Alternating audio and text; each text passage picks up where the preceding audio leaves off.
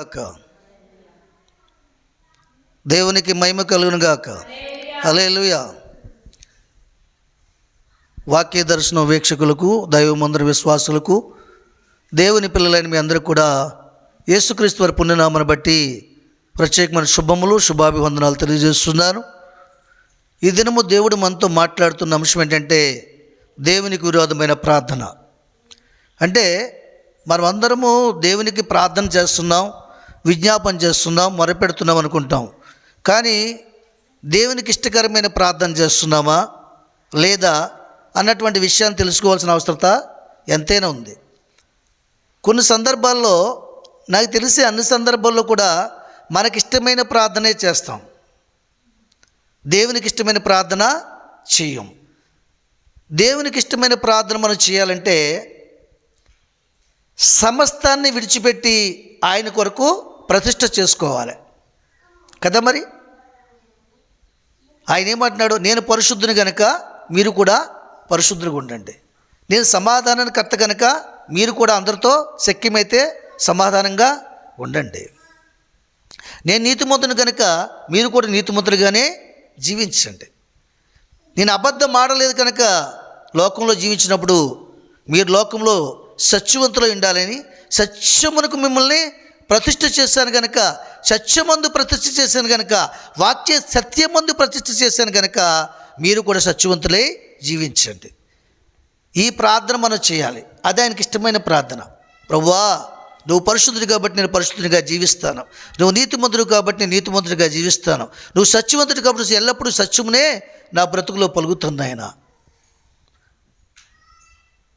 నువ్వు మరణాన్ని జయించగనుక కాబట్టి లోక మరణాన్ని జయించి రెండవ మరణం జయించి నీ పునరుత్థానంలో ప్రవేశించే ఆ భాగ్యం నాకు కలుగుచే నా తండ్రి, ఇలాగ నేను జీవించిన ఎడ్ల అని ప్రార్థన చేస్తే దేవునికి ఇష్టమైన ప్రార్థన.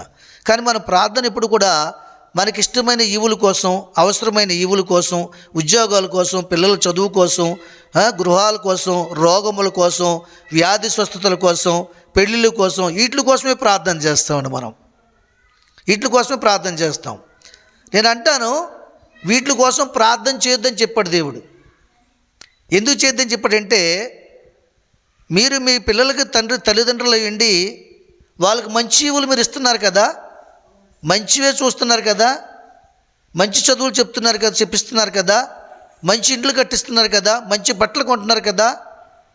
ఈ లోక సంబంధంలో జీవించే మీరు మీ పిల్లలకి ఆ రీతిగా మంచి ఈవులు ఇవ్వగలిగితే నేను మీకు ఎలాగ ఇవ్వలేను అనుకుంటున్నారు? మీకేం కావాలో మీకు ఆలోచన తలంపు రాకమునిపే నాకు బాగుగా తెలుసు. కాబట్టి వీటి కొరకు మనం ప్రార్థన చేయకూడదండి. వీటి కొరకు ప్రార్థన చేస్తే అది దేవునికి విరోధమైన ప్రార్థన.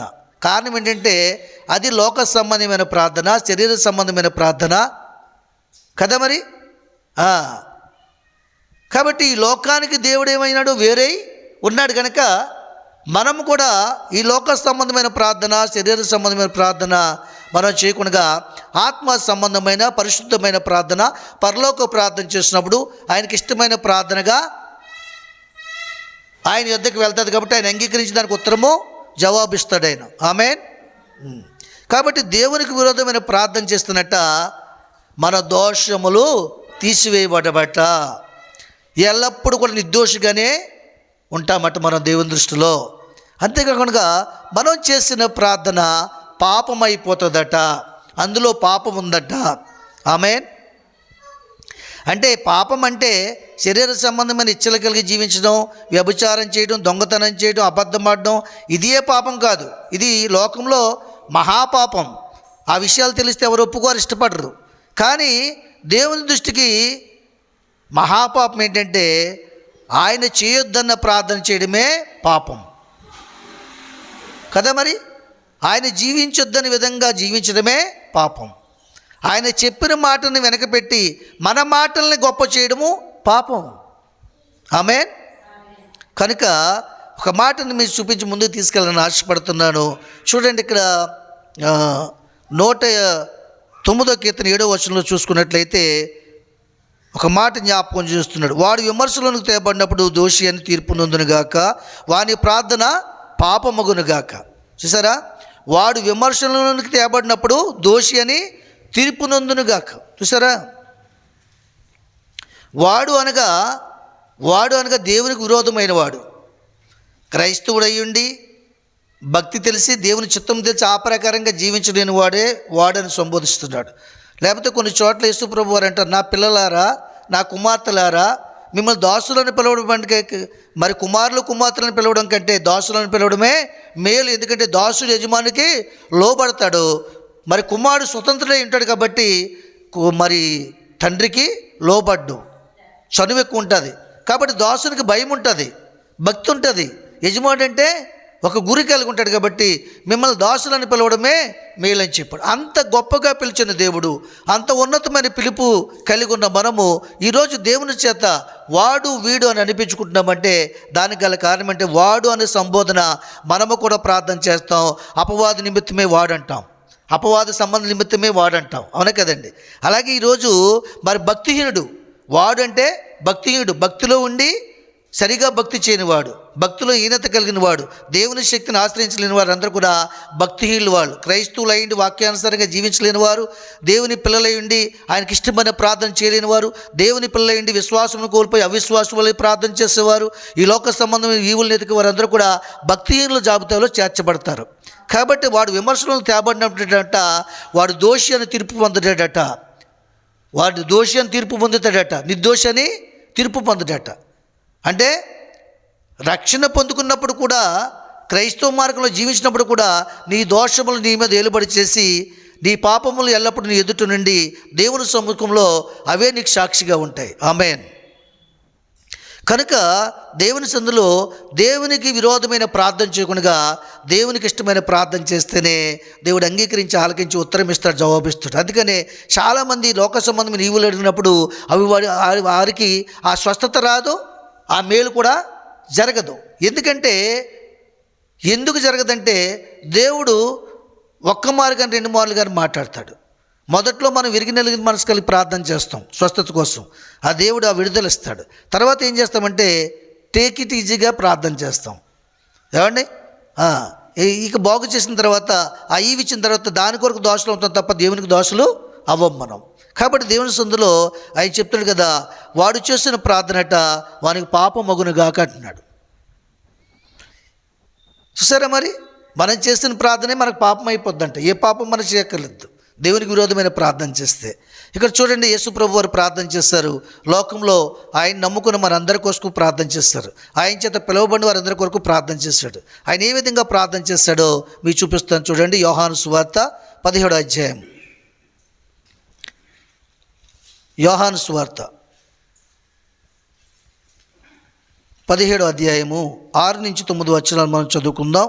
ఇక్కడ చూసుకున్నట్లయితే, లోకము నుండి నీవు నాకు అనుగ్రహించిన మనుషులకు నీ నామమును ప్రత్యక్షపరిచితిని, వారు నీ వారే ఉండిరి, నీవు వారిని నాకు అనుగ్రహించితివి, వారు నీ వాక్యము గైకొని ఉన్నారు. నీవు నాకు అనుగ్రహించిన మాటలు నేను వారికి ఇచ్చున్నాను, వారు ఆ మాటలను అంగీకరించి నిన్ను యొద్ద నుండి బయలుదేరి వచ్చితినని నిజముగా ఎరిగి నీవు నన్ను పంపితివని నమ్మిరు గనుక నీవు నాకు అనుగ్రహించువని నీ వల్లనే కలిగినవని వారిప్పుడు ఎరిగి ఉన్నారు. నేను వారి కొరకు ప్రార్థన చేస్తున్నాను, లోకము కొరకు ప్రార్థన చేయట్లేదు.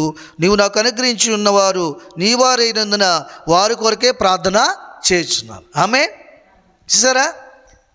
నువ్వు నాకు అప్పగించిన వారందరినీ కూడా నేను తిరిగి అప్పగిస్తున్నాను. వారి కొరకు నేను ప్రార్థన చేస్తున్నాను. ఎందుకంటే వారు లోక సంబంధాలైనట్టుగా వారిని నేను తీర్చలేదు, ఆత్మ సంబంధాలైనట్టుగా వారిని తీర్చున్నాను. కాబట్టి వారిని మాటలు, నువ్వు నాకు ఇచ్చిన మాటలు అవి నీవని, వారిని అందుకొరకే సిద్ధపరచవని వారు ఆ మాటలు అంగీకరించారు, వారు హృదయంలో తీసుకున్నారు. కాబట్టి వారిని నామంలో ప్రతిష్ట చేస్తున్నారు. వారు నీ వారై, నువ్వు అనుగ్రహించిన వారందరినీ కూడా నీ వారై ఉన్నట్లుగా నేను ప్రార్థన చేస్తున్నాను. నీ బిడ్డల కొరకు ప్రార్థన చేస్తున్నాను, కానీ నేను లోకం కొరకు ప్రార్థన చేయట్లేదు. మీకు ఇందాక మాట్లాడాడు కదా దేవుడు, మరి ఈ లోక స్థితుల కోసం, లోక ఈవుల కోసం, శరీర స్వస్థత కోసం మనం ప్రార్థన చేయకూడదు. నిజముగా నీ దేహము దేవుని ఆలయంగా మలచడం ఆయన చిత్తమైతే, నువ్వు సువార్త చేస్తావని ఆలోచన ఆయన కలిగి ఉన్నట్లయితే తప్పక నీ వ్యాధిని ముట్టి స్వతపరిచి నేను సాక్షిగా వాడుకుంటాడు. చెప్పలు కూడా దేవుని మహింపరుద్దాం. ఒక కుమారుడు చదివే చదువును బట్టి, వాడు వింటున్న మాటను బట్టి, తల్లికి తండ్రికి లోబడుతున్న మాటను బట్టి వీడు ప్రయోజకుడు అవుతాడు, నాకు మంచి పేరు తీసుకొస్తాడు, వీడిని ఎంతైనా కష్టపడి చదివించాలి, వీడి కొరకు నా ఆశలను చంపేసుకుని వీడిని వృద్ధిలోకి తీసుకురావాలని తల్లికి ఒక నమ్మకం కలుగుతుంది. ఎలా కలుగుతుంది అంటే ప్రతి తరగతిలో పాస్ అవుతున్నప్పుడు ఫస్ట్ మార్కులు తీసుకొస్తున్నప్పుడు ఆ తల్లికి తండ్రికి అర్థమవుతుంది. అవసరమైతే వారి చదువు కోసం వారి దేహంలో కొన్ని భాగములు అమ్మివేసినా సరే, కిడ్నీలు అవసరమైతే అమ్మివేసి వాడిని ప్రయోజకుడిని చేస్తారు. ఎందుకంటే చనిపోయిన తర్వాత కూడా మంచి పేరు వారికి ఉంటుంది. ఆమేన్. అలాగే దేవుని సందులో దేవునికి నువ్వు ఉపయోగపడతావు, దేవునికి సాక్షిగా ఉంటావు. నీ ఉద్యోగాన్ని బట్టి దేవుని మహింపరుస్తావు, నీ యొక్క వృత్తిని బట్టి దేవుని మహింపరుస్తావు. ఈ వృత్తి నీకు ఇచ్చినట్లయితే దేవుని గణపరుస్తావు, ఈ ఆదాయం నీకు ఇచ్చినట్లయితే దేవుని మహిమపరుస్తావు, ఈ యొక్క స్వస్థత నీకు ఇచ్చినట్లయితే ఇంకా మరి అన్నట్టు కూడా నీ నోటి మాటలను బట్టి అనారోగ్యం నీకు రాకుండా నిన్ను నువ్వు కాపాడుకుంటావు. నీ దేహం ఆలయమని గుర్తెరుగుతావు, ప్రతి ఇంటికి వెళ్ళి సాక్ష్యం చెప్తావు, సువార్త ప్రకటిస్తావు. నమ్మకత్వాన్ని నీ విశ్వాసం బట్టి ఆయన కలగజేస్తే తప్పక నిన్ను ముట్టు స్వతపరుస్తాడు. ఆమేన్. పాపాత్ములైన స్త్రీలు ముట్టు స్వతపరచాడు. ఆయన ఏం చేశాడు? మరెన్నడూ పాపము చేయకమ్మన్నాడు. మరెన్నడూ పాపం చేయకుండా ఏం చేసింది? జీవితకాలం అంతా దేవుని మహింపరిచింది. ఎక్కడ ఆయనకు అవమానం జరుగుతుంది అక్కడికి వెళ్ళి ఆయన నామాన్ని మహింపరిచింది. ఆమేన్. జీవితకాలం అంతా సంపాదించిన సంపాదన అంతా పట్టుకెళ్ళి జటామాంస బుద్ధి పట్టుకెళ్ళి విలువైంది పగలగొట్టి ఆయన పాదాలు కడిగి కురులతో తుడిచి అక్కడ దుర్వాసన పోగొట్టింది, అక్కడ పరిస్థితిని మార్చేసింది. ఆమేన్. కాబట్టి ప్రభు ఏమన్నాడంటే ఈమె మంచి కార్యం చేసింది, పేదలు ఎల్లప్పుడూ మీతో ఉంటారు, ఆవిడని ఆటంకపరచొద్దు. మీరు నా సమాధి నిమిత్తం నన్ను సిద్ధపరిచింది, నా నామం ఎక్కడైతే ప్రకటన చేయబడుతుందో అక్కడ మేము ప్రశంసింపబడుతుందని జ్ఞాపకం చేస్తాడు ప్రభు. ఆమేన్. నిజంగా నిన్ను బట్టి, నీ కుటుంబాన్ని బట్టి, నీ అవసరతను బట్టి దేవుని ప్రశంసించే మనసు నీకుంటే తప్పగా దేవుడు నీకు ఇస్తాడు. ఆమేన్. మన హృదయం ఎరుగున్న దేవుడు మన కార్యములు చేయగల సామర్థ్యము శక్తి కలిగినవాడు. చనిపోయిన మనుషుల్ని బ్రతికించాడు. ఏమండి, ఎర్ర సముద్రం నుండి పాయలు చేశాడు, కర్రను పాముగా చేశాడు, దార్చుని చేతిలో ఉన్న కర్రని అదే పాముని కర్రగా చేశాడు, కఠినమైన పరో హృదయాన్ని మార్చాడు. నిబంధన రక్తము ఆ గుమ్మముల మీద వేసినప్పుడు, దాన్ని రాసినప్పుడు ఆ కుటుంబానికి ఏ హాని జరగకుండా, అందులో ఉన్నవారు ఎవరు చనిపోకుండా బ్రతికించి మరలా కానాను దేశానికి నడిపించాడు దేవుడు. ఆమేన్. కాబట్టి మన ప్రార్థన దేవునికి ఇష్టమైన ప్రార్థనగా ఉండాలి. ఆయన ఎలాగైతే మనల్ని అప్పగిస్తున్నాడో నీ బిడ్డలను కూడా నీ దేవుని సన్నిధికి అప్పగించాలి, నీ భర్తను అప్పగించాలి, నీ ఉద్దేశంలో అప్పగించాలి, నిన్ను ప్రతిష్ఠ చేసుకోవాలి, ఆయన మాటలను అంగీకరించాలి, ఆ ప్రకారంగా జీవించాలి. ఆమేన్. మరొకటి కూడా చూపిస్తాను చూడండి మీకు. అదే 17వ అధ్యాయం 14 నుంచి 19 చూడండి. వారికి నీ వాక్యం ఇచ్చి ఉన్నాను, నేను లోక సంబంధిని కానట్టు వారును లోక సంబంధులు కారు కనుక లోకము వారిని ద్వేషించును. నీవు లోకంలో నుండి వారిని తీసుకొని పొమ్మని నేను ప్రార్థించట్లేదు, కానీ దుష్టు నుండి వారిని కాపాడమని ప్రార్థించున్నాను.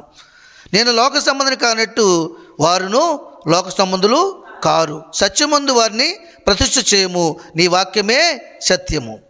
నీవు నన్ను లోకమునకు పంపిన ప్రకారము నేను వారిని లోకమునకు పంపితిని, వారును సత్యమందు ప్రతిష్ఠ చేయబడినట్లు వారి కొరకై నన్ను నేను ప్రతిష్ఠ చేసుకొనుచున్నాను. ఆమేన్. ఎంత గొప్ప సంగతి! ప్రభు ఎంత గొప్పగా మనతో మాట్లాడుతున్నాడో. ఇదిగో నువ్వు లోకంలో ఉన్నవారు నాకు ఇచ్చున్నావు, వారికి నీ నామంలో ప్రార్థన చేసి మరలా నీకు అప్పగించాను. నువ్వు నాకు ఇచ్చిన వాక్యాన్ని, నువ్వు నాకు ఇచ్చినట్టు ప్రసన్నతని, మహిమను, వెలుగును వారికి నీ వాక్యం ఇచ్చున్నాను. నేను లోక సంబంధం కానట్టు వారిని కూడా లోక సంబంధం కారు కనుక లోకం వారిని ద్వేషిస్తుంది. ఆమేన్. మనం లోక సంబంధం కాదు, లోకానికి విరోధంగా జీవిస్తాం. వారు చేస్తున్న ప్రతి పని కూడా తప్పని చెప్తాం, వారి ఆలోచనలు తప్పని చెప్తాం. కాబట్టి లోకం ఏం చేస్తుంది? మనల్ని, లోకము లోకస్తులు మనల్ని ద్వేషిస్తారండి. మళ్ళీ ఎంత మాత్రం ఇష్టపడరు, మళ్ళీ పాపులుగానే అనుకుంటారు, పరిశుద్ధులుగా అనుకోరు. వారు మరి సత్యమందు నిల్చోమనుకోరు, అసత్యమంతులు అనుకుంటారు. ఎప్పుడు అనుకుంటారంటే నువ్వు సత్యమందు నిల్చున్నావని.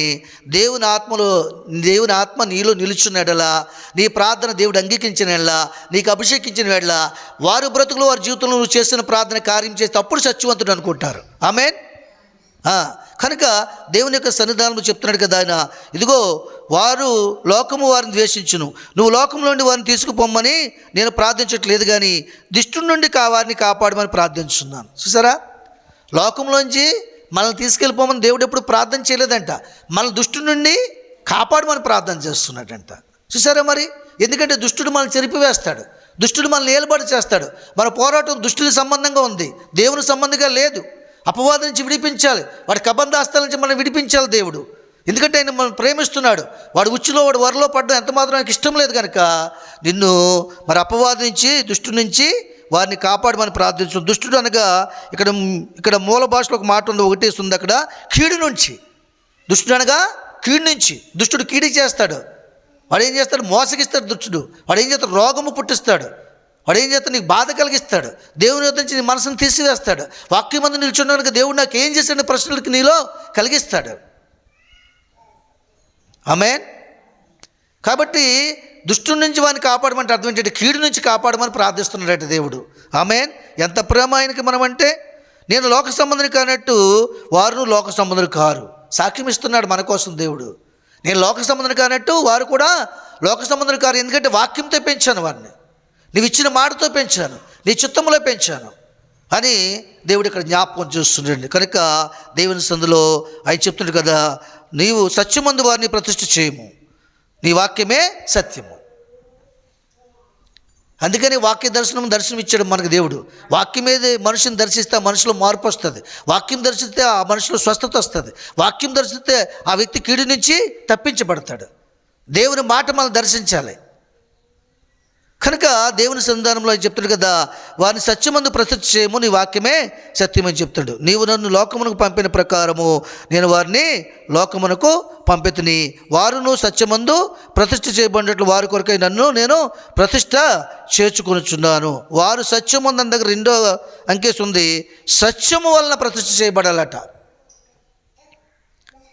వారు సత్యమందు ప్రవర్తించినట్లుగా, సత్యమందు జీవించినట్లుగా వారిని సత్యమందు ప్రతిష్ఠ చేస్తున్నాను, నీ వాక్యమే సత్యము. వారి కొరకు నన్ను నేను ప్రతిష్ఠ చేసుకుంటున్నాను. మనం ఏం చేయాలి? దేవుని కొరకు ఏం చేయాలి? ఇప్పుడు మనం ప్రతిష్ఠ చేసుకోవాలి. వాక్యం కొరకు ప్రతిష్ఠ చేసుకోవాలి. నీ వాక్యం మందు జీవిస్తాను ప్రభువా, నీ వాక్యం మందు నిలిచుంటాను ప్రభువా, నీ మాట ప్రకారంగా జీవిస్తాను ప్రభువా, నీ వాక్యమే సత్యము. ఆ సత్యమందు నేను ప్రతిష్ఠ చేసుకుంటున్నాను. నీ వాక్యంను మీరు నేను వెళ్ళను. సంఘంలో ఆత్మ చెప్తున్న మాట చెవిగలుగాడు వినును గాక రీతిగా తన ప్రభువా, నీ దాసుని చెప్పిన మాటను నేను త్రోసివేయను తన ప్రభు. అది నీ మాట, నీ దాసుని మాట కాదు అని నమ్ముచున్నాను ప్రభువా. ఆ మాట ప్రకారంగా జీవిస్తాను తన ప్రభువా. నా జీవితకాలం అంతా కూడా నీ నామానికి మహిమకరంగా జీవిస్తాను ప్రభువా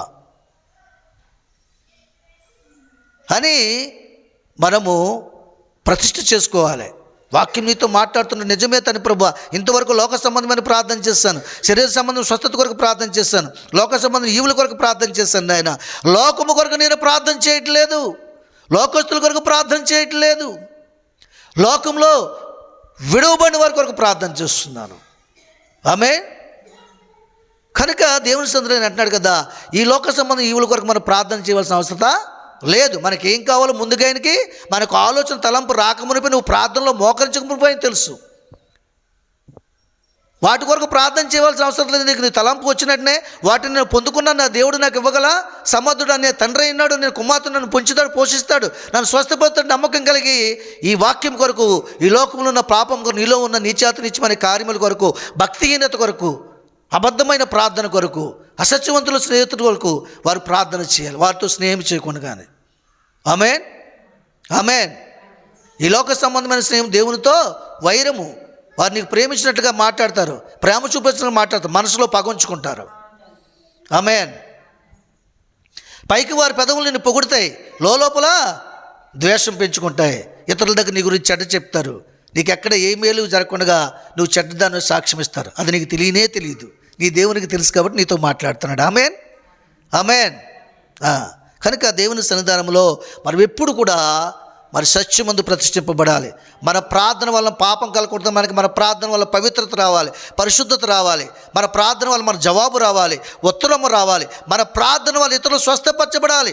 ఎలాగ స్వస్థపరచబడి రక్షణ లేని మనుషులు రక్షణ రావాలి.